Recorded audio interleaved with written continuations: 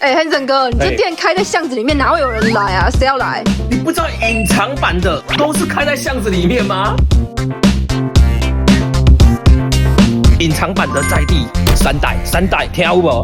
我来告诉各位，如果你们想去修车，从哪些点来判定这间车行厉不厉害？它的工具跟设备到底齐不齐全？它的工具有没有使用痕迹？车行不是零售业，所以它商品的流动率不会非常的快。如果它的货又非常的饱，它非常敢囤货，代表着它耗材流动率非常的大。师傅很会修，口碑好又诚信，他生意才会好吗？机车健检找 Hanson， 我在万华等你来。